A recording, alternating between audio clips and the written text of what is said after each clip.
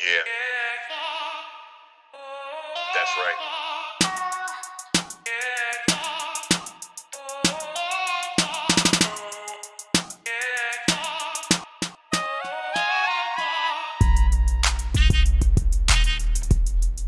Collin P from the DMV. Mr. Fingaz.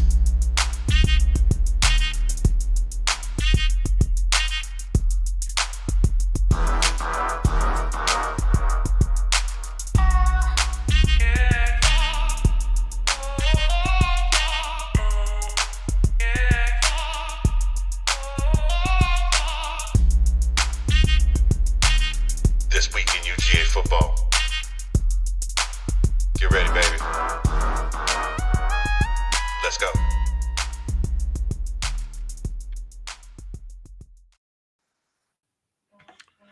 Good evening, ladies and gentlemen, boys and girls. How is everybody doing? Let me put my glasses on so I can see y'all. How you doing? How you doing? How's everybody down here in the front doing? It is Monday night, and y'all know what that means. Yes, there's NFL football on, but those of you that are here sitting with us, we appreciate you checking us out too. And if you got YouTube TV, well, actually, no, that doesn't work because we're not actually on TV. Never mind. I forgot how technology works for a second. I'm sorry, boo-boo. A pimp is just not technologically proficient all the time. Anyway, it is time for this week's episode of This Week in UGA Football. And who am I? I'm glad you asked. I am coming to you live from Zagnib Central in the 405 where the wind comes whipping down the plane. And that guy right there, he is the brother from another, the sexy mother Hubbard, the ace of base in the place. In your face, Collin P from the DMV. How are you doing, my guy? My man, I am doing absolutely fantastic. First and foremost, want to send a super duper, absolutely happy birthday to the B man. That was he turned 14 yesterday. My God, And man. yeah, dude, crazy. Made me feel old, but I cannot be more ecstatic that my little man has turned 14. He's 2 years into the teenage years, so you know how that is. So Dude, he's what makes me coming feel into his old? own, man. What makes me feel old is I remember meeting you and his mom right after y'all had, linked up and everything. And Oh now yeah. he's 14. I mean, it's just time's flying, man. I mean, hate to sound like the old cliche, but time is absolutely flying. I mean, your boy here is 48 and he's 14, and it's just crazy. And this year's almost over, and football's almost over too. I mean, don't want to hear that, man. I don't want to hear that. We are now. What is this week? This is gonna be week 7 of the season altogether. yeah, It'll be week. Yeah, because we had a bye week. So right. we just finished week 7. We rolling into week 8, if I'm not mistaken.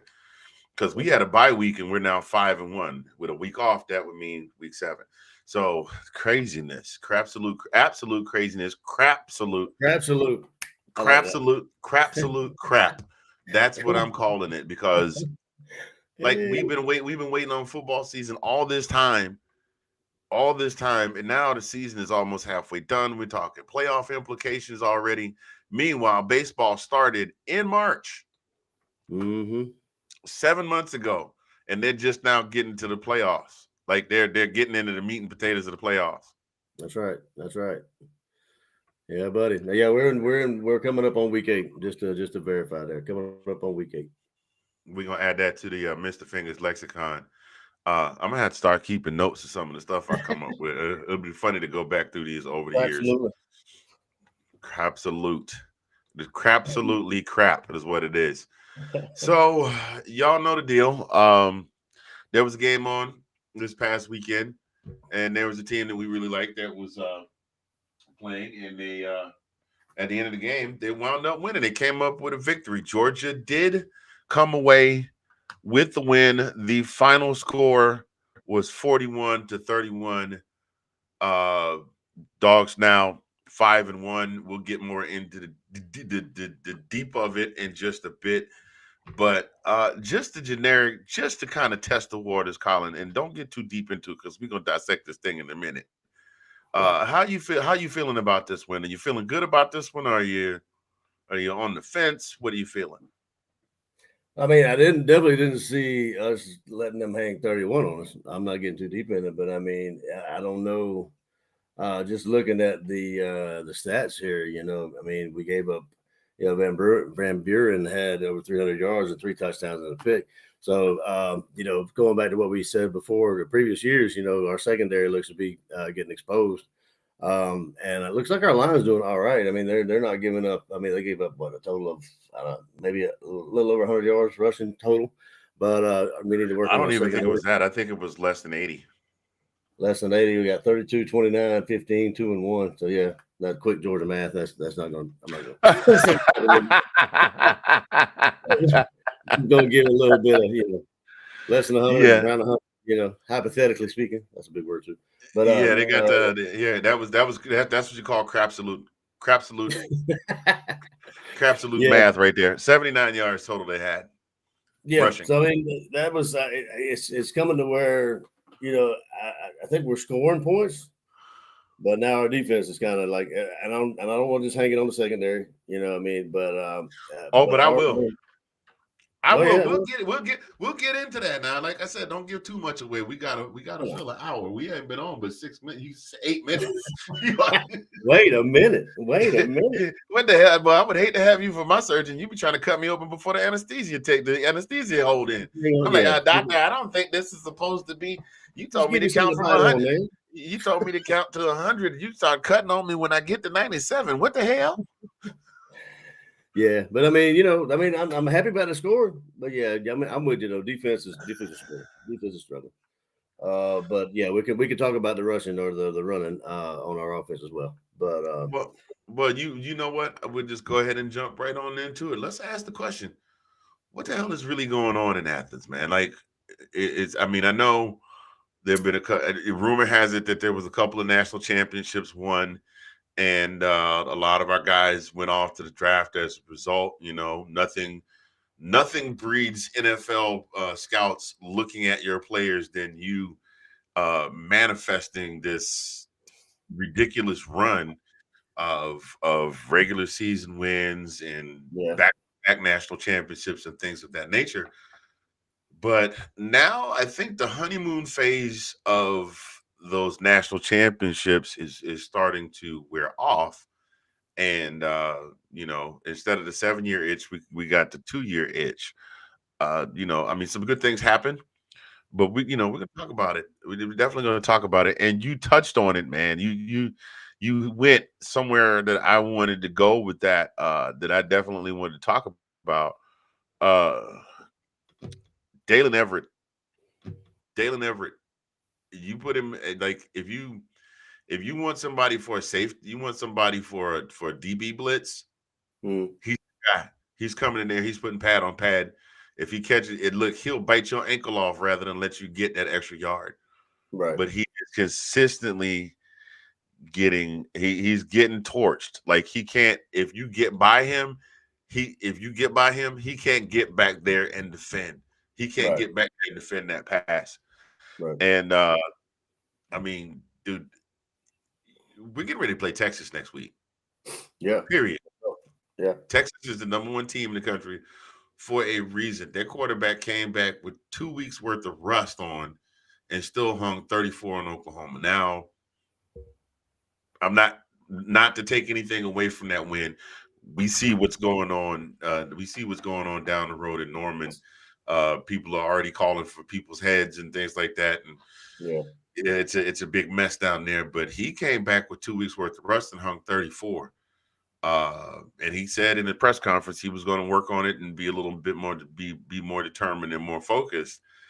Like if that's unfocused Quinn Ewers, yeah, and we go yeah, into Austin against a focused Quinn Ewers, that's yeah, trouble, bro.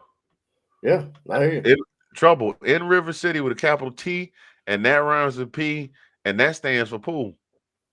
Yeah. Well, I mean, it begs the question. Like you kind of touched on it, but I mean, like the honeymoon phase, the 7 year, that kind of stuff. Do you think like the players came into this thing thinking they were just going to run the show? You think that it was just going to be like, hey, we're we're Georgia. We back-to-back national championships, almost almost made the playoffs, or whatever, haven't got champ, whatever you want to say about the playoffs last year. We could have done this, that, and other thing. Do you think it's in the players' heads? I mean, like, it didn't help the matter when we got rah and old boy, doing some stupid stuff off the field. God, I don't And then, look. I hate talking about it. That has become the running joke now, man. yeah, That is of course, that you as a fan of a team that you have rooted for your entire life, and you have waited for 40 years for the team to win a national championship. Always a right, bride, never a bride. You win a national championship, and then you turn around and win a second national championship. You want to right, be able to enjoy and savor the moment. You know what I mean? It's not going to last forever, but you want yeah, to be able to savor the moment. And then even with going as far as the SEC championship last year, you want to yeah, be able to savor the moment. But all people can talk about is, oh, another player got caught speeding. Oh, another player got caught shoplifting. And now yeah. there's this whole thing with Colby Young, which I don't even want to really, I Mm, don't even want to give that any airtime. If you want to find out what happened with him, you just have to look that up for yourself. But that young man has gotten himself in quite a mess. And, I don't want to take anything away from, I don't want to take anything away from the situation and those who wound up not benefiting from that situation. But on this side of the fence, he was a big contributor to the offense, and now he's not. And now he's not going to be there right. Yeah. I mean, that's why we reached out and over got him some. from the portal. I mean, those two guys were, pretty much they were slated to be our starters, like Rah, and Right. then actually, Kobe took the place of Rah when he got suspended. Then I'll be damned. What happened? Yeah. He Uh, got yeah. Shouts out to our guy Kevin Murrow. Hey, hope springs eternal, right? He says he thinks we're going to beat Texas. You know what? I hope so. I sincerely hope so. Because my friend, you know what they're thinking in Texas right now, don't you? You know what they're thinking in Austin right now. We're back.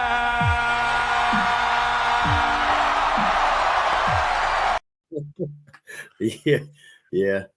No, I mean, I look at it like Alabama, and I look like that Alabama game. It's going to be a good game, I think. I mean, we need to step up, man. Just that's all there is to it. We just need to step up on Yeah. Here's something pretty prophetic right here. Problem with winning, it's like a drug. Once you taste it, you're always searching for that same thing, and anything less is failure. I mean, it. Mhm. folks, right? If you don't believe me, and again, Sean hit it on the head. Yeah. Shout out to our guy Mhm. Sean Spencer, the guy that started the show that led to all the other auxiliary shows, which led to this show coming into existence. Real good dude. He's got a whole rack of shows. All you have to do is just go on YouTube and type in Sean Spencer, and he's got Mhm. shows for days. My man's got more. Look, my man's got more. My man's got more Showtime logged than Shay Shay since he left Undisputed. I'm just saying, and that's Yeah, it almost does. not. That's almost not an exaggeration. Uh, No. but yeah, I mean, you got folks in Alabama right now going, man. I don't know if the board was a good hire, man. I don't know if they could Yeah. win without Nick Saban. Like you had a couple of close games, but you still won. Now, I'm pretty sure there's somebody that is an Alabama Crimson Tide podcaster that is saying the exact same thing on their podcast this week when we said a couple of years ago, trust the process. Yeah. Y'all gotta Yeah. y'all gotta Yeah. y'all gotta trust the man. He's a first year coach. Hell, y'all, you got one loss. You got one loss. And let's be honest, Vanderbilt is better than we thought they were going to be this season by a lot. So Right. just Right. And just calm down. this is something for them to, like, to be harping on what kind of t-shirt the man's wearing on the sideline. You know what I'm saying? It's like, come on. I mean, really, really. I'm like, I mean, is that what you're gonna grab about? But I digress. But I'm saying, like, they still won the game or winning the games. Yeah. They getting their I mean, they Big for their getting britches. yeah, yeah, exactly. Exactly. Getting big for their britches. Well, I'm gonna tell you what our biggest problem was. Now I'm gonna run this by you. You're playing another team in a game of football. You scored just enough to hold them off. Just okay. Mm-hmm. Then you come out, You open the throttle in the second quarter, and you just keep going. And then you put the nail in the car. You put what should be the nail in the coffin in the third quarter. You should be able to really just coast, right? Should be. Should be. Wasn't the case on Saturday, was it, dog fans? Just when we thought it was almost like who was the wrestler that used to do the thing when he was almost dead and the ref would raise his hand and do that, and then he would raise it. Hulk Hogan. Oh yeah. Where Hogan, you think Hogan was out from a sleeper, and then he go. Yeah. That was Mississippi State waking up from that sleeper hole. Mississippi State. There's no reason why we should have gone touchdown for touchdown with Mississippi State. Oh, wait a minute. Oh, remember that guy? Ooh, what was that kid's name? The one you said, the quarterback, the one with the name like the president. I'm being silly. I know exactly what his name is, Michael Van Buren. But Michael Van Buren threw for 306 yards and 3 touchdowns. Yeah. And he was 5 for 15 on rushing. So I mean, it says a lot about our secondary. I mean, like honestly, if he's got that kind of yardage, I mean, and you look at Beck. I mean, like Beck had 459 on on the other side of that. Well, he had to. We got no running attack. That's exactly right, and that's what. See, what did I tell you before? What we agreed on. Honestly, we got to score points, but we got to stop the other team from scoring. I mean, that's the kind of things we had. With that's the formula. Score more more points than the other team. Keep the other team from scoring. Yeah. He had to keep throwing the ball. We had no running attack whatsoever. How much was it? I said our leading rusher was a wide receiver. Not Travis Etienne, not Nate Frazier, not Muscles. I've come to pump you up. I cannot run very fast because, I have too many muscles. Yeah, that's what I am doing. Get it. Do it now. Give me the ball now. Yeah, give it to me now. Get away before I fall over. Get to the chopper. Sorry. Get to the chopper. Come on, do it. Kill me now. But yes, I mean. It was a wide receiver, Anthony Evans III, 1 carry for 52 yards. And that was the longest run by anybody all day with them 3 running backs. Yeah. What were you trying to pad his stats for the Heisman? He ain't getting a Heisman. Dude, the Heisman conversation is all. The Heisman conversation that ship sailed. Oh, it's gone. After the performance we put on against Alabama, that ship sailed. Exactly. The way that we start slow every first and second quarter, that ship sailed. He is now throwing almost 1 interception per game now. Yeah, that's right. I was gonna mention that. Yeah, he's got 2 picks. I mean, like it's we can't afford to get. I mean, like against Alabama, we gave a spot on 28 points. We can't do that. I mean, there's no way that we can do that and end up winning ball games. I mean, like, why do we insist on playing from behind? It doesn't make sense to me. But I mean, maybe the offensive coordinator has a juvenile fetish. Juvenile had a song about backing something up, something like that. Mack truck or U-Haul or something like that. But anyway, I mean, just for frame of reference, that kid threw for 306 yards against us. He played against Texas. The week 2 weeks before that, he played against Texas and threw for 144 yards. The week before that, he played against Florida and threw for 100 yards. So you mean to tell me Florida's secondary is better than ours? Yeah. Oh, wait a minute. Hold on. Let me back up before I go too deep. That was a game where he came in to replace the starting quarterback because the starting quarterback hurt his shoulder. So let me back that up. But still, you mean to tell me that our secondary is just that? Or I mean, hell, who knows? Maybe the kid is that good. But our secondary got exposed 8 ways from Sunday. There were 3 long passing plays in the second half, one of which was a touchdown for no good reason. Yeah. And that is a big part. Secondary's got to get it together. The other problem is, do we know how to tackle? Oh yeah. Open field tackling. It's become a thing that I'm doing a lot of talking. I gotta hand this back over to you. But we're doing this thing where if the guy at the front 7 don't make contact within the first 2 yards, they're gonna get 7 to 10 yards out of it. Yeah. And I don't understand that. What are you thinking about it? Well, no, I mean, I agree with you. That's always been our Achilles heel is not wrapping up. I mean, like it's just been something where It's been Nick Cannon. Yo, bro, you joking? That's been Nick Cannon's Achilles heel too. Did I say something out loud? Go ahead, continue. My bad. but if we crash the line, I mean, like honestly, there's just so many things that I think that that are our Achilles heel. It's just like we can't we hit say around the corner. I mean, if we make contact, we need to wrap it up or wrap them up, and it seems like we're just bouncing off. And the I guess the runners or whoever has the ball is just too elusive, and we just slip through. I don't know. I have no like answer for that, and it seems to be in our Achilles heel.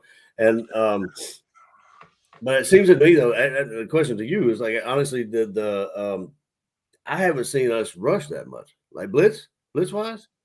I mean, No.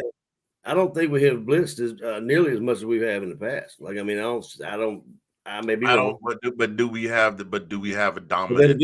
Do we have a dominant pass rusher like we've had in years past? We don't have, Jalen's gone, Big Baby's gone, Nolan Smith is gone, N'Kobe Dean is gone. Where is that dominant player to step up and fill those shoes? That's a good point. But I'm saying, like, even if probably why we haven't been doing that is it exposes the secondary, which we can't afford anymore.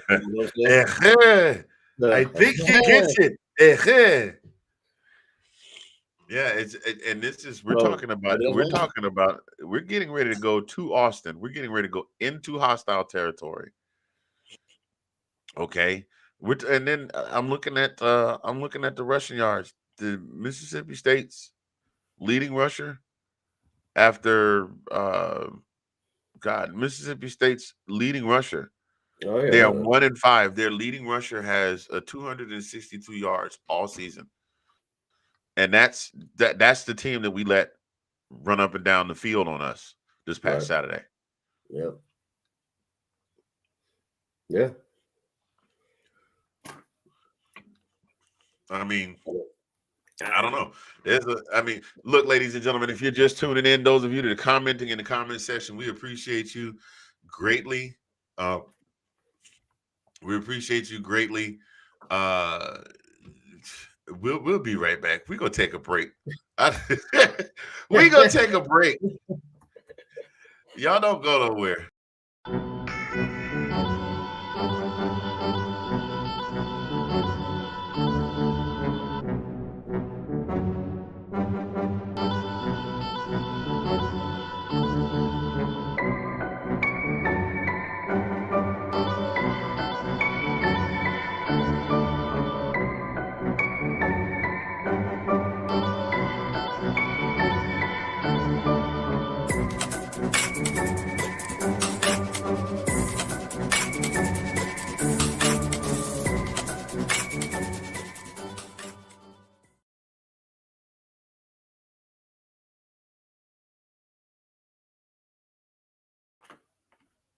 And we are back. I think we're back. All right, Sean. Here you go. There you go. See if I can get it out to the side. There you go. See? We got the party. Oh man, business in the front, party in the back. You growing out the mully, my friend? The Saturday night special, boy. You're gonna be killing them at Finnegan's this weekend, boy. Oh yeah. Man, look, Isaiah Bond is gonna have a field day, bro. I mean, Texas doesn't have a whole lot of they don't have a running back with a whole lot of yards, but they're going to have an absolute field day with us if we don't get it right. If we don't get it right, their top six receivers are averaging between 12 to 22 yards per reception. That's chunks of field. So what is we gonna do? What is we gonna do? I think we just said it. we got to score more points than they do. That's it. But no, just Kevin makes a very good point. There really isn't a team that's just like a standout team that's running over everybody. I mean, we thought it was going to be Bama. And then we found out Bama could be beaten by, let me see, this is my best Uncle Lou. This is my best Uncle Lou impersonation by Vandy. That's exactly how he says Vanderbilt every time he says it. Vandy. I mean, my God.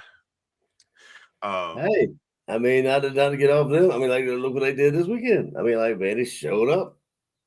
Vandy has been showing out big time this season. Yes, sir. I like it. I like it a lot. I am sincerely happy for them. Yes, Sean, for a little brother. Yes, I'm gonna go ahead and say it before you put it in the comments. Seriously, what are we gonna do, man? I mean, you can't just goof around with these. Texas is not the team to goof around with. Now, all things being considered, and how crazy, absolutely nuts this season has been all the way across the board, there's a strong possibility we go to Austin as a dog and come out with a W. Mm-hmm. Yeah, I mean, it all depends on what team gets on that bus. I'm just saying, like, I don't think we have that many. Well, as long as none of the players are driving the bus, they won't get a ticket on the way to the Austin. I said it out loud. Get your stuff together. Beck needs to get a plane, just load everybody up, and we'll fly to friendly skies over there. No, I mean, it's.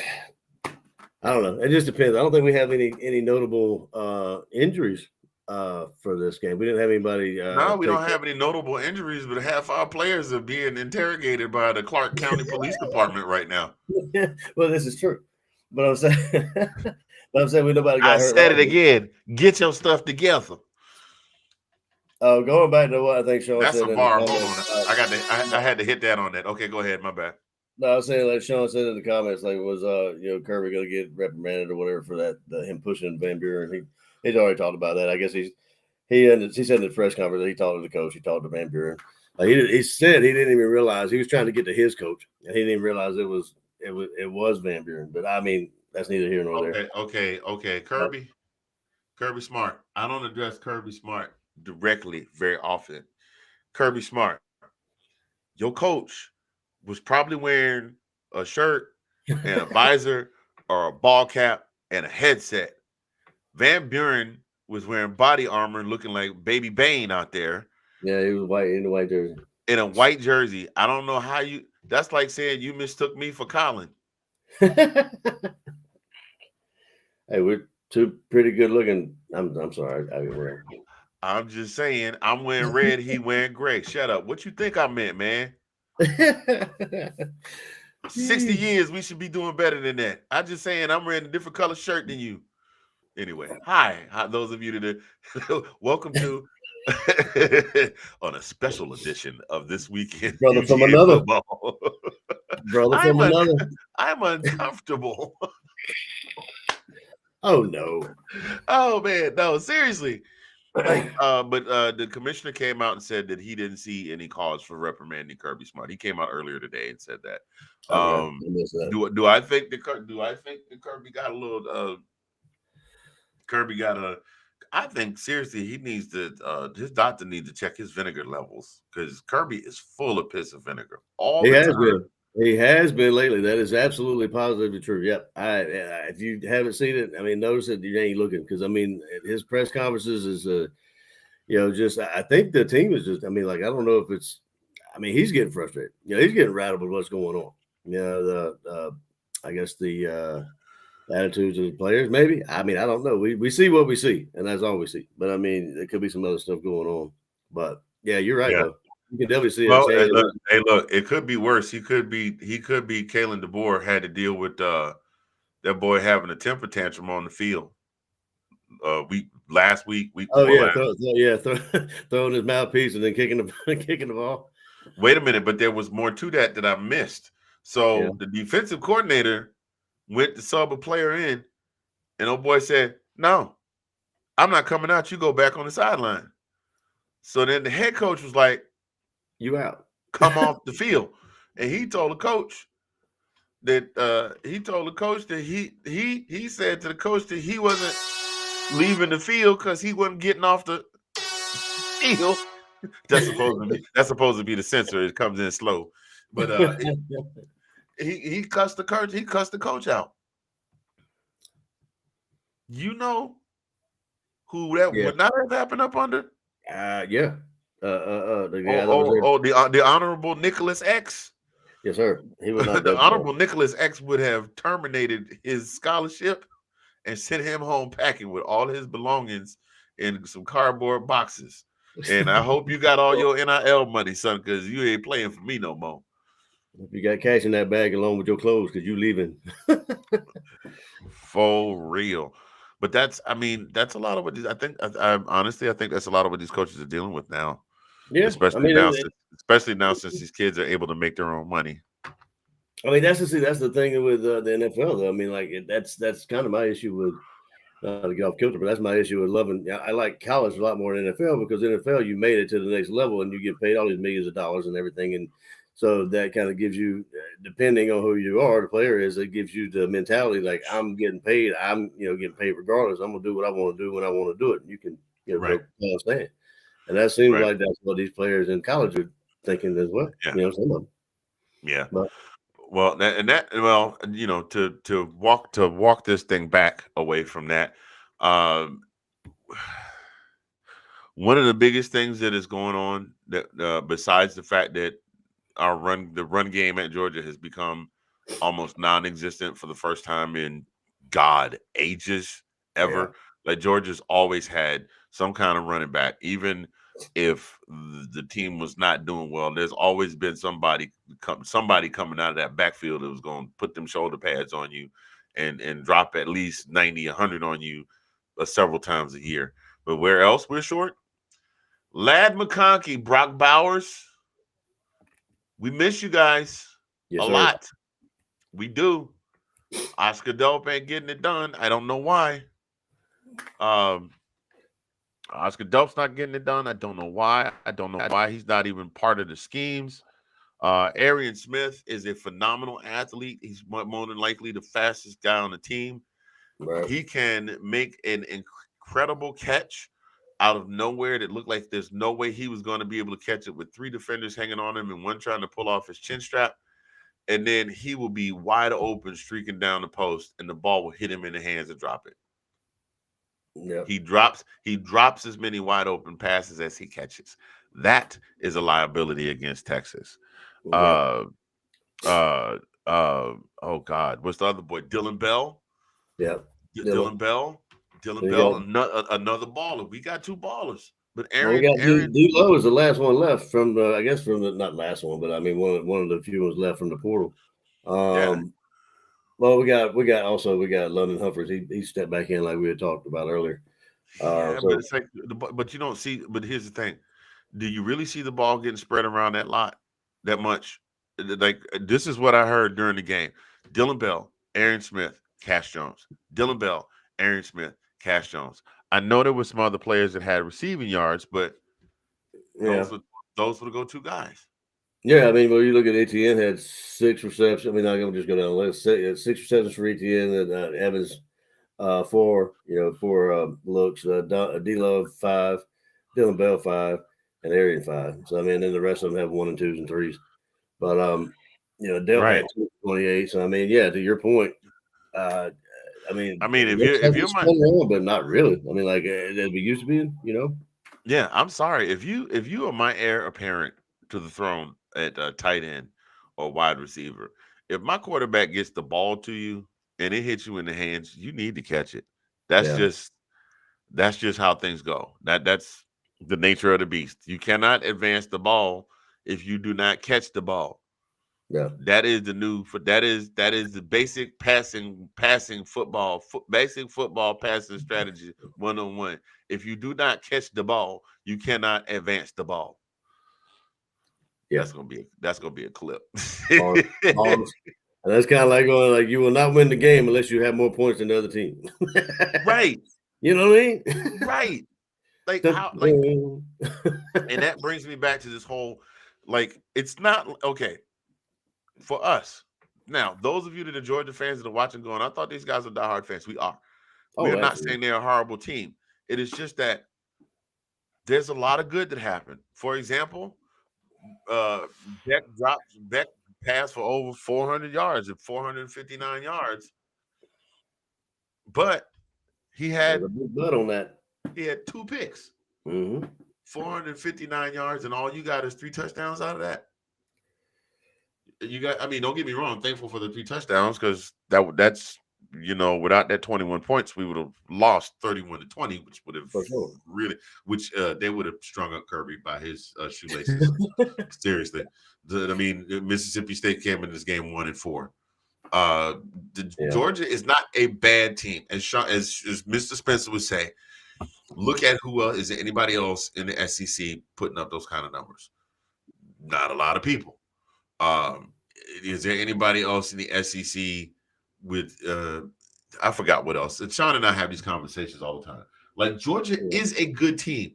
Georgia, I think is still a top 10 team. However, the mistakes that we see are mistakes that will lead to a loss. I don't know why I got stuck on that. That's sometimes it's hard for me. Look, we've been winning so much; it's hard for me to say that word anymore. Yeah, but it will lead to a loss at a time when you can't afford one. Like maybe in the conference championship, like maybe in the bowl game for the opportunity to get to the CFP. Which reminds me that's something I'm gonna touch on a little bit later if I can remember. But I'm gonna hand it back to you, man. What do you think? No, I agree. I mean, like it's what happened, with us in Alabama having that loss, early. That is one of the better things that I can say about having that loss against Alabama. But I mean, instead of handing them 28 points and having to come back from that and almost winning that game, that showed me some resilience and a lot of good things, from the team coming back for where they were, like how much they were down. But then again, it's just it seems like you could learn off of things like that. Like we should know, in my opinion, we should know where our shortcomings are. We should be able to fix those things, and it doesn't seem to me like they're actually. I mean, maybe they're not getting fixed. They're not getting fixed, my friend.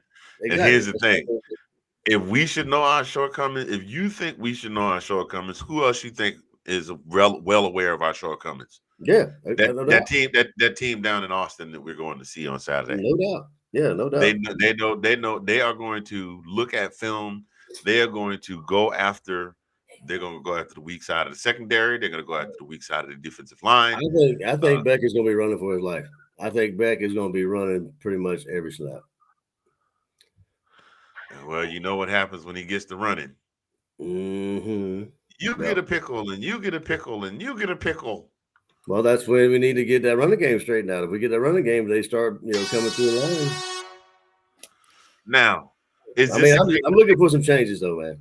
How about this? Is this a case where you and I are walking away from our own philosophy about trusting the process? Wouldn't it be something that Kirby was playing the rope-a-dope, and they showed up in Austin, and ATN ran for 100 and something, and Branson got at least 50, which would be a major accomplishment for him. Yeah, because he doesn't seem to be able to run the ball very well unless they're 5 yards away from the goal line. I said it on the show. On episode 9, I said it. That man can't run his way out of a paper bag if you anywhere outside of the opponent's 30-yard line, but you put him 5 yards in front of that goal line. Somebody must have told him it was a protein powder in the end zone or something. That boy like to work out. Yeah. Workout gains. Like, must get gains. Do it now. How? It's like, you got them all. Why are you still here, man? Yeah, you won. What are you doing? Thanks for calling T-Mobile. Broken over, boss. Take it up a check. Oh my God. that was a bar right there. That was insane. Oh my God. My ribs hurt, bro. My ribs legit hurt. So let's go ahead and throw these game predictions out. By the way, no Rev tonight. Rev decided that he was going to take a unscheduled sabbatical after the unsettling letter he got from the Italian sounding gentleman last week. So Rev is going to give us his game prediction tomorrow from an undisclosed location. He's going to send a message by carrier pigeon, and then I'm supposed to go somewhere in the city and pick it up. I got to play this weird game of Where's Waldo, but he told me to tell y'all that he's still the great bulldog god in the sky has got him covered. So he'll be making his prediction tomorrow. Just letting y'all know. And then I think that mustard. I think the cap to that mustard bottle scared the hell out of Rev. Is what that is. That was not scripted. It was here. I had lunch today. Oh my god! What are you doing with mustard? What are you doing with mustard in your workspace, bro? I had lunch today, man. I work from home today. You need to get you. Excuse me, man. You all right? I don't know. I'll be all right.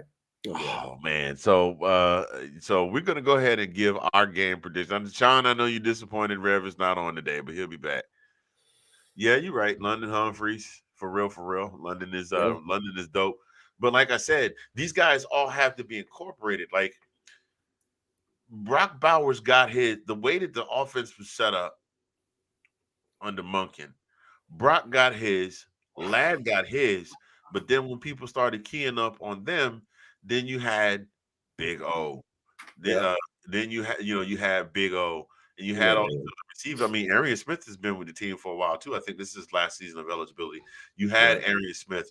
I think maybe Arian Smith's problem is he was used to being the guy. Never was the number one, and maybe there's some pressure that comes to being the number one now. I don't know. Sometimes you see that guys. There's some guys that are just much better in a backup role than as the guy. He can make catches. We've seen him do it. Oh yeah. I mean, big plays. I'm gonna let most of y'all in on a big secret or a big not so secret. George Pickens was never our number one receiver. He was just a decoy. He would just throw him out there to make some kind of circus catch every now and again, and then the defense seriously. Then the defense would tee up on him, and then that opened everybody else up. Yeah. Well, I mean, let's think about it. The first year, the first national championship, well, he was out like 90% of the season. Like he didn't come back till the last couple of games of the season. Like, SEC championship. Yeah. Oh yeah. Laid out for that beautiful. Laid out for that catch. Or was that the national championship? I can't remember. It was one of the two. It was postseason. He didn't play all season. He got a couple of reps in the postseason. Right.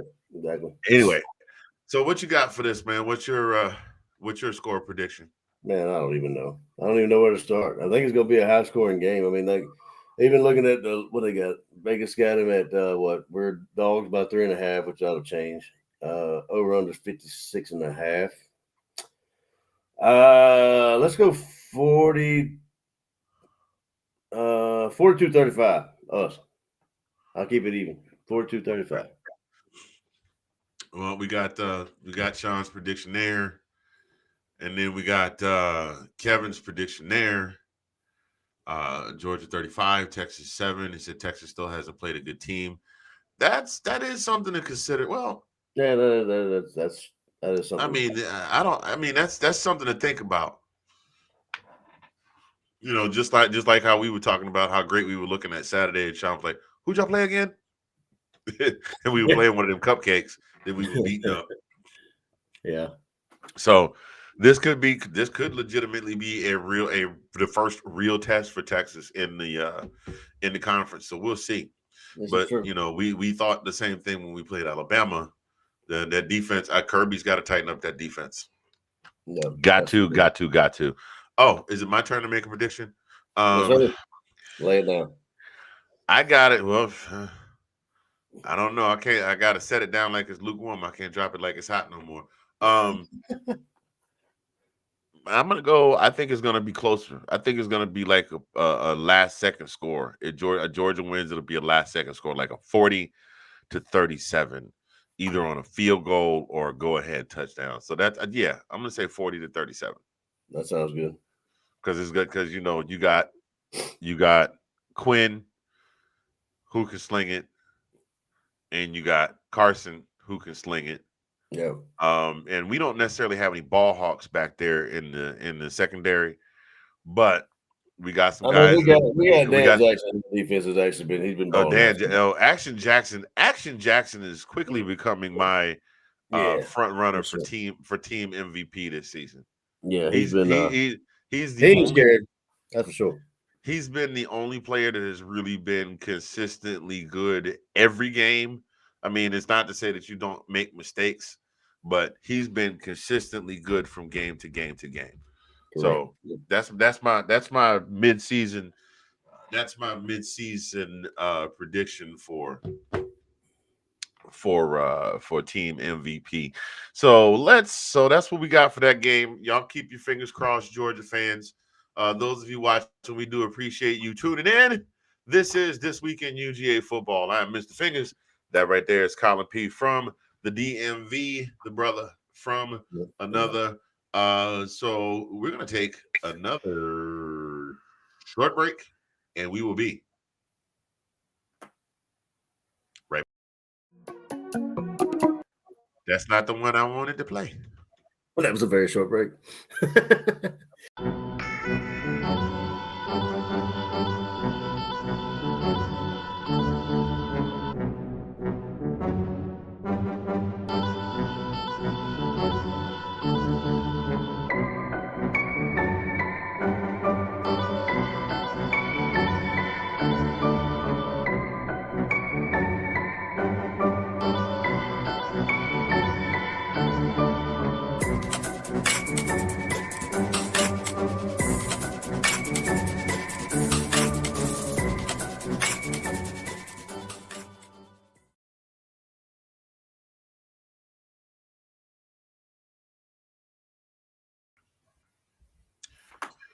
And we're back. Hi, hello, everybody. Welcome back this week in UGA football. Mr. Fingers here, Collin P from the DMV over yonder. Man, we are getting into around the SEC. Let's talk about it, bro. So of course we've been talking about Texas, but of course we know what happened this past Saturday. They played in a neutral site game in Texas at the Cotton Bowl, and Oklahoma fans basically are already they've gone and they've bought torches and pitchforks. They're not ready to light them yet, but they're getting there. Yeah. 34-3. It wasn't it wasn't even close. And I know 31 points is not close, but it was less close than that. Yeah. Quinn Ewers, okay, you have a quarterback come in and throw for 199 yards. You would expect that you would be able to potentially beat that quarterback. Not so Right. much. Yeah, I was going through the stats and I was like, all right, so I saw the 199. I was like, well, where did they score all their points from? They were just Oklahoma was. And I don't see too many turnovers on their side either. I mean, I didn't get a chance to watch the whole game. That's why Short I'm saying. field. Yeah, short field. Okay, yeah, that makes sense. They had a lot of short field, man. 3 and outs and 3 and outs and 3 and outs and 3 and outs. Yeah, a lot of it. And I mean, even a missed field goal. And you literally, I was listening to the game on the radio because I was in the car running around. You could on the radio, you could hear the air go out of some of the Oklahoma fans. You could just hear them go, oh. No, yeah. Yeah, it got bad. It got bad and it got bad quickly. Because Texas, Quinn Ewers shook off the rust and dumped 21 on them in the second quarter, and they were just in cruise control for the rest of the game. All they had to do was just hold their hand out. Now, that is not to say that I start to say Big 12. Lord, they're in the SEC. I think at this point, Oklahoma is pretty much eliminated from contention. They are 1-2 in the conference. There's no way they're making it to conference championship. They might be able to salvage something if they go 10-2 and make a good strong push. Yeah. But I mean, let's be honest. Do you see it happening? I was just looking at the next games they got here. Let's see who they got. They got South Carolina, Ole Miss, Maine, Missouri, and Alabama and LSU. So LSU's a loss, Bama's a loss. Missouri, I'm not certain. I mean, that could be potentially be a loss. Ole Miss, yeah, I'm with you. Yeah, they're pretty much done. Because I mean, they're gonna at least have four losses in conference. And Maine, and no telling, Maine might be a loss too because they struggled with Tulane. Yeah, very true. They struggled to get it going against Tulane. Yeah. Yep. So we'll see. As far as Missouri is concerned, it probably depends on which Missouri team shows up. Exactly. So yeah, I don't see much of a future in making. I don't except for very, very, very delusional Oklahoma fans, the ones that were all over the internet going, "We're taking over the SEC. We're coming in to take over." Yeah. Uh, I don't mean to hurt. I don't mean to hurt the folks that wanted something big this season. Don't see it happening. Don't see it happening. No, Meanwhile, well, it's gonna take a while. I mean, yeah, it should have been. It's gonna take at least a year or two. I mean, probably more. I mean, like just going coming in the SEC thinking gonna run the show is kind of a far fetched. Ain't gonna happen. biggest obstacle they're facing really is the fact that they had a quarterback, a coach that coached up one, two, three. They coached up some Heisman Trophy winners back to back to back, and won some conference titles, and had them in the running for potentially going to the playoffs. And didn't work out that way. Now on the Texas side, they've got us coming to town next week. They play a very scrappy Vanderbilt Mm-hmm. the week after. Then they take on the Gators. Arkansas. Who knows where Arkansas will be sitting when they face Arkansas? Remember, Arkansas crushed the dream for somebody earlier this season. Yes, it Uh, is. they've got a tougher than their record indicates Kentucky. They're tough to play. Yeah. They're tough to play. Their record doesn't say it, but they're tough to play. And then, of course, the top of the conference, Texas A&M Longhorns. Now, will they still be not Longhorns, Aggies? They will be. Will they still be undefeated in the conference when that rolls around? We shall see. So that's what Texas has on deck. Realistically speaking, the way I'm looking at it, if Georgia doesn't get it done, they could run the table. Yeah, I agree. But yeah, right this moment, this week, before all the games are played, they are probably the best team in the country. Yeah, like I said, before all the games are played, because who knows what's gonna happen on Saturday. Um, week to week. Let's keep going through these scores here. Um, we know about Mississippi State, Georgia. Heartbreaking loss. Speaking of Alabama, heartbreaking loss. Dude, I was all in on this game. I wanted to see USC Junior pull out that win. Yeah, I really did. me And too. I thought they were going to get it done, and I guess maybe it was just the pressure and the bright lights. Even though it was Well, a daytime game, that was a hell of a game. South Carolina played, except for those last couple of sequences, they couldn't have played the better perfect game in order to beat Alabama. yeah, exactly. And you got they were all over Milrow like the secondary. I mean, they made him make 2 picks, made him have 2 picks, and their DBs their bodies were flying, and that's definitely for a fact. Oh yeah, So, he wasn't even the leading passer in the game, and that doesn't happen very often. no, it's true. So, yep.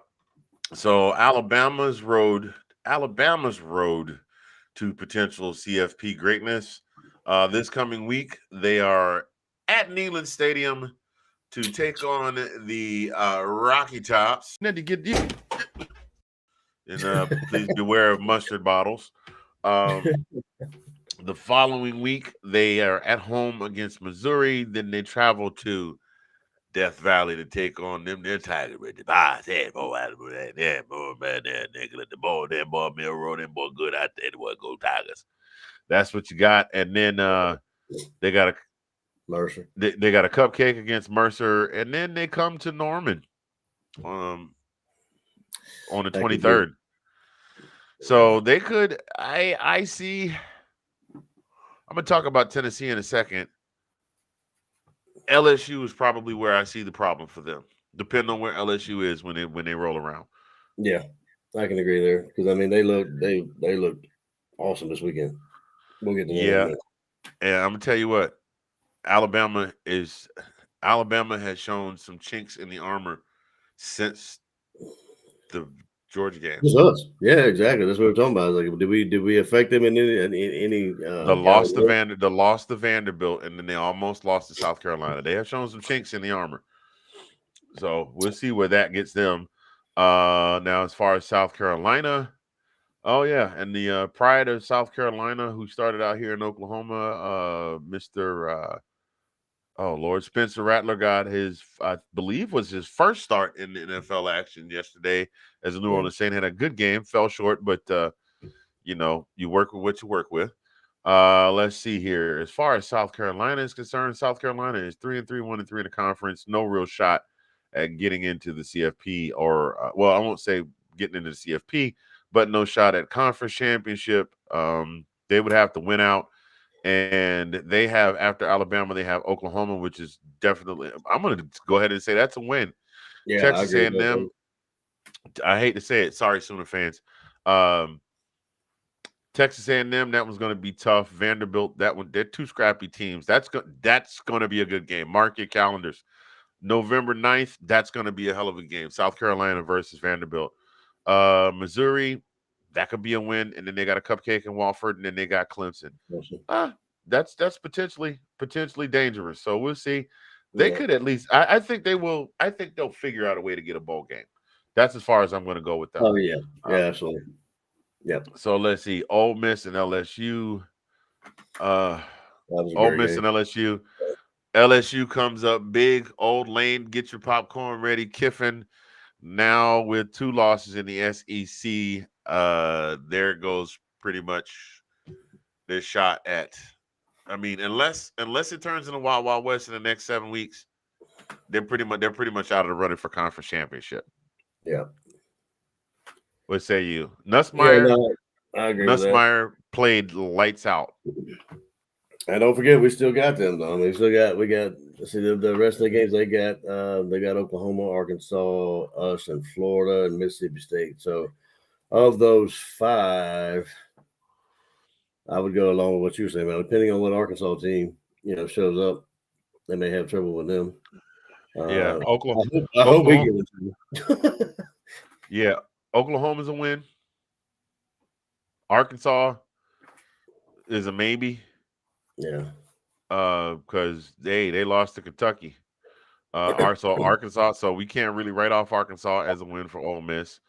Then they got us on the 9th. They've got Florida the week after, Mississippi State. So potentially I see them going 1, 2, 3-2 in those last 5 games. 3-2, which would put them at 8-4. They could prove me wrong. Just, that's what I'm looking at right now. Let's see what else we got here. Missouri and Massachusetts. What's your take on that? Oh, they beat UMass. I'm sorry. I'm looking at like it was Mississippi State's colors. They beat UMass.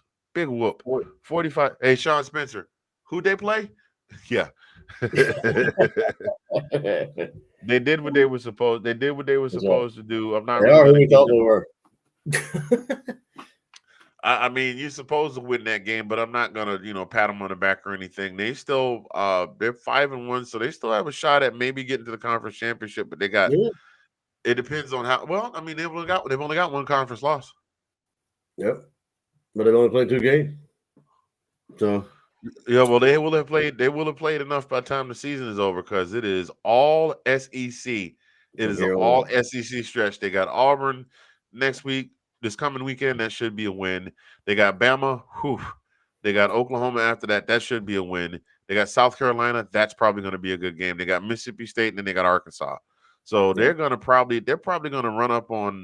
Well, actually, Mississippi State might be good too. They're going to run up on. Mississippi State, Arkansas, South Carolina, I see those being scraps. Like they're gonna scrap. Bama, they're definitely gonna scrap. Auburn and Oklahoma. I don't want to say it, but I'm gonna give them those 2. I'm gonna give them those 2 right there. Auburn and Oklahoma. I'm gonna give them those 2. So that would put them at off top. That would put them at 7-1, and then. They will get at least 2 out of the other 4. Yeah. But they got murderers. I won't say murderers row, but they got 6 conference games to close out the schedule. That's tough. That's tough by any standard. Yeah, I can definitely agree there. Vanderbilt, Kentucky. What you got? Bro, I mean, like it's Vandy, baby. I mean, little brother's invited to the cookout and then to the party. Oh, little brother's always been invited to the cookout. Yeah, he's got to make a name for himself, though. Ain't nobody like kicking him around anymore. He's kicking everybody around himself. Hey, you know our guy Matt Mitchell has to be having a lot of fun being able to feature. Matt Mitchell and SEC Shorts are having a lot of fun being able to feature I dig Vanderbilt. that guy in the king cloak and the crown. I'm loving it with the glasses on. Yes, sir. Yes, indeed. They couldn't pick a better guy to play that guy either. 100%. I mean, they didn't lead in any of the categories, passing, rushing, and receptions, but they led in the one that mattered most. Points scored at the end of the game. Big hip hip hurrah to little brother Vanderbilt. They are now 4-2. All they got to do is win 2 more games to be bowl eligible, my guy. Chew on that for a minute. Yes, sir. Vanderbilt to be bowl eligible before the end of the season. Watch out there now.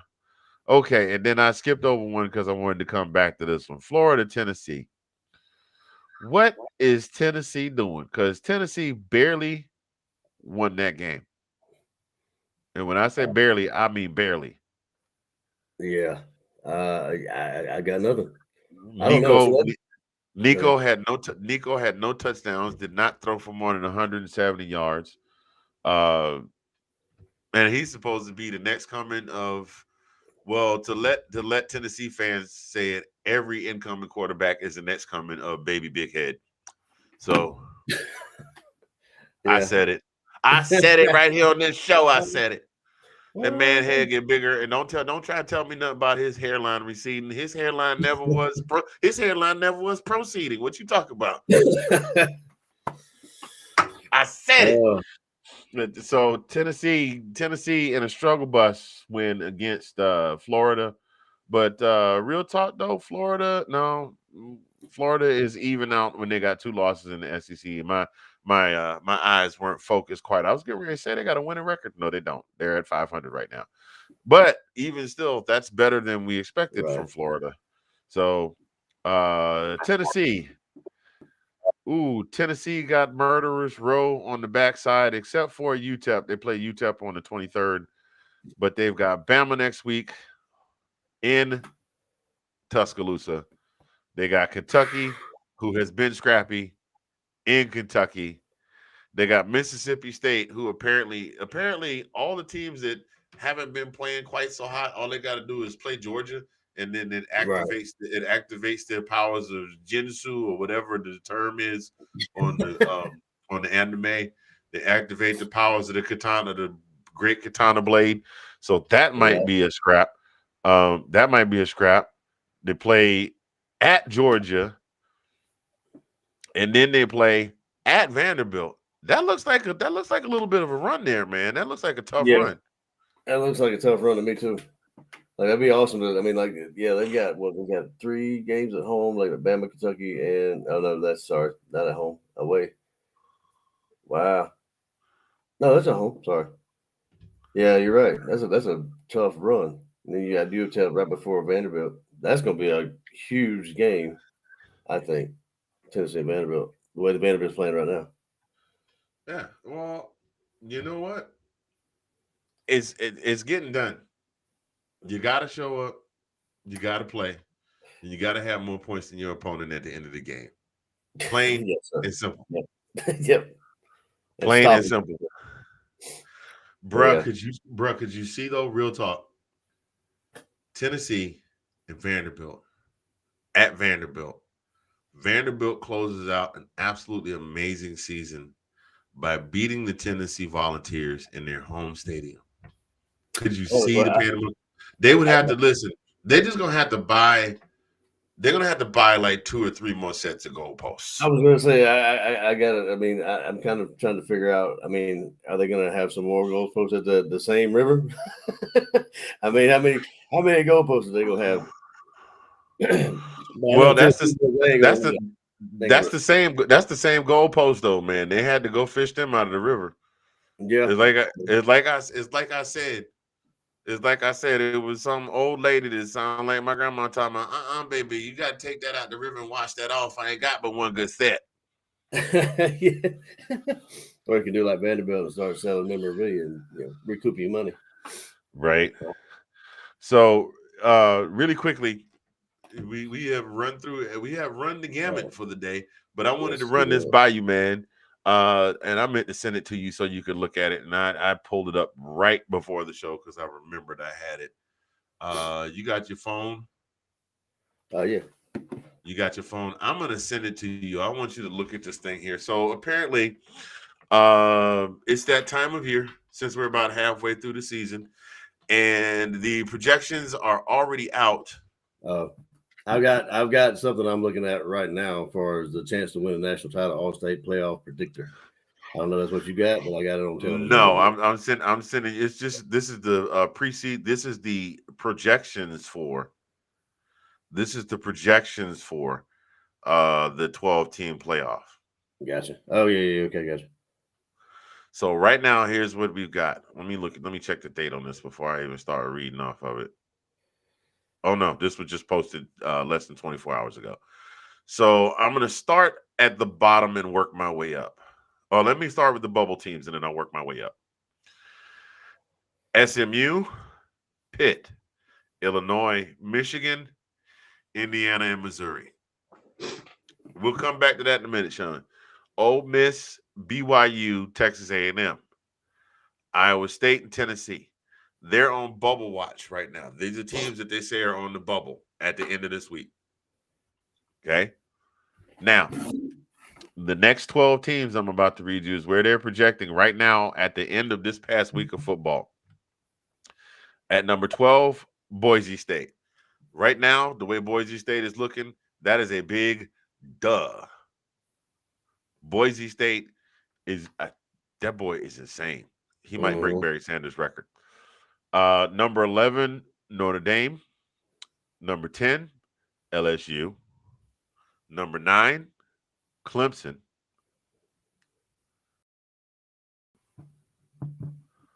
I got lost for a second. Number 8, Alabama. Number 7, Penn State. Number 6, Georgia. Number 5, Ohio State.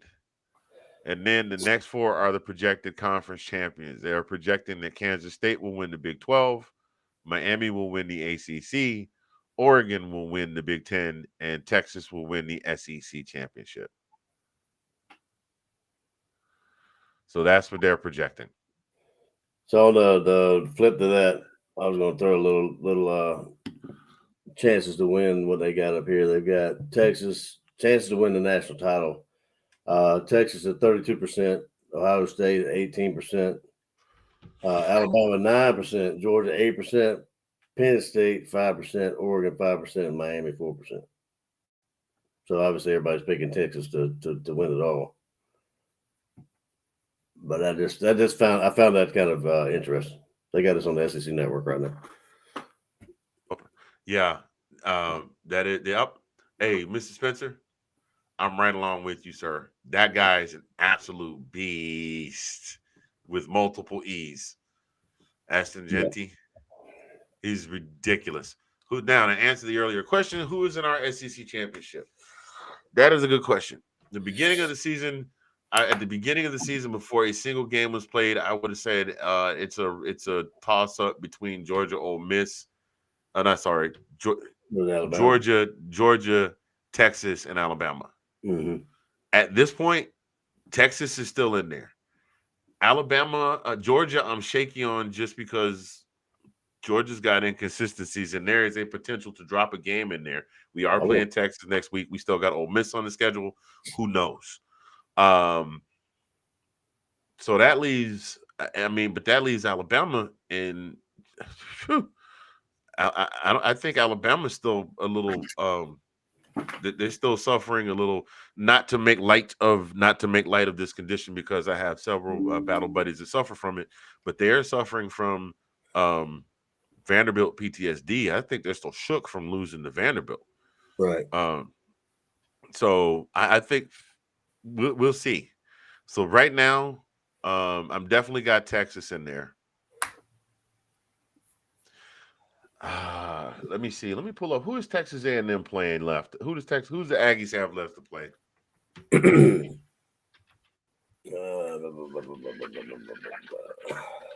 I got it right here. Okay, so here's what they got left. They are playing Mississippi State this weekend. I think that'll be a win. They're playing LSU this weekend. Ooh, that's a tough one. That could be a loss. That could be a loss. They're playing South Carolina. They're playing New Mexico State. They're playing Auburn, and they're playing Texas. Okay, seeing that schedule, and I'm basing this right now off of what I know from what I have seen through this part of the season. I'm sticking with Texas, and wow. I wonder how they're going to determine if they have multiple one-loss teams. That's another question. Since they eliminated divisions, how do they determine one loss? If they have multiple one-loss teams, who goes? I mean, I don't know. Will they do this strength of schedule stuff, or I mean, obviously you go head to head, but I mean, if it's not head to head, then what's the next? Because we don't think we don't play A&M this year, so we can't go head to head with them. We play LSU. That could be the determining factor. Like if we beat LSU and LSU beats Texas A&M, like if we run the table, then we would have the head to head because we would have defeated LSU and they did not. Yeah. So, but I can agree with Sean. I mean, depending on, like, if we don't turn things around, like you and I both have said, I mean, Texas LSU might be a good pick for the championship. I mean, if we don't turn ourselves around. Yeah, to be completely honest, I do not at this point see Georgia getting into the conference championship. If we do, woohoo! Yeah. If we do, I'm a root for them, and I'll be happy they got in. But right now, there's some serious adjustments need to be made, and I mean between now and Saturday. And then they got to make adjustments between that Saturday and the next Saturday. Oh, wait a minute! Exactly right. No, we got a weekend between there. The next 2 Saturdays, because then we play Florida. So we shall see. But right now, Texas, I'm locked in on Texas, and then after that, it could be A&M, it could be us, it could be LSU. It just depends on how that scenario goes. And again, it has been an absolutely crazy season of football. So who the hell knows what's going to happen? But that's where I am right now. Texas, I got Texas waiting on. I got Texas waiting on either us, LSU, or A&M. Yeah, I agree with that. So that's what I got there. Well, ladies and gentlemen, boys and girls, we ran a little long tonight. Yeah, we did. We didn't do too bad though. It's not one of our world famous 2-hour shows from the first couple of seasons. We're getting better. Oh man, we was on a roll though, that's for sure. Oh man, hey, look, it's a good thing I stopped drinking long before we start doing these shows. We might have a 3-hour. Oh god, I couldn't imagine. And when I started, come on, man, if it was me when I first started, and you was doing, you're right there with me. Oh my goodness. You'd have to have that button. You had that the B button probably on on standby constantly. Hey, YouTube wasn't cracking down on that they're not really cracking down on it. More people are self-imposing. Side note, y'all. More people, if you started watching some of your favorite stuff like stand-up comedy and things like that, you're noticing they're starting to get censored and they're going to they're rolling over to Patreon. It's because people are trying to draw more. They're trying to draw bigger sponsors other than just Temu.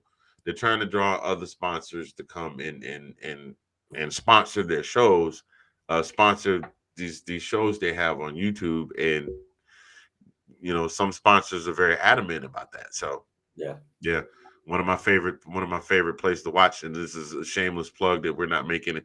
Shameless plug that we are not getting paid for.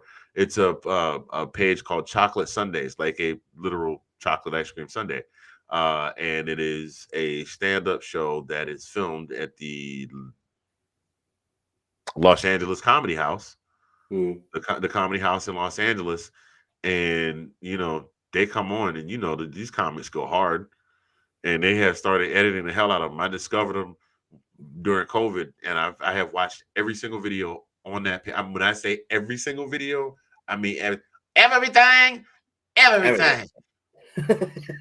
So, Yeah. but they started censoring the videos. So now, if you want the uncensored, you have to pay a couple dollars to go on the Patreon to watch them. Yeah. I know what he said. I know what the man said during the beef. I understand it. Oh yeah. Anyway, We can do I've gotten off the beaten path. We do want to thank you all for joining us this evening. I think it's been a great show. We do appreciate y'all for tuning in. Those of you that were in the comments, definitely want to thank you all because that definitely helps the show out. We will be back next week. Rev will have his say tomorrow. Like I said, I got to go and it's almost like the Goonies looking for the treasure map. I got to find out where he is to get the video so I can put it up. And he said if he finds out that the coast is clear, then he'll be back next week because the mustard bottle really scared the hell out of him. So on behalf of myself, live from Zagner Central from the 405, and my brother from another, Collin P. from the DMV, this has been another episode of This Week in UGA Football. We appreciate y'all tuning in. We'll see you next week. And as we say, week in and week out, go Dogs. Go Dogs.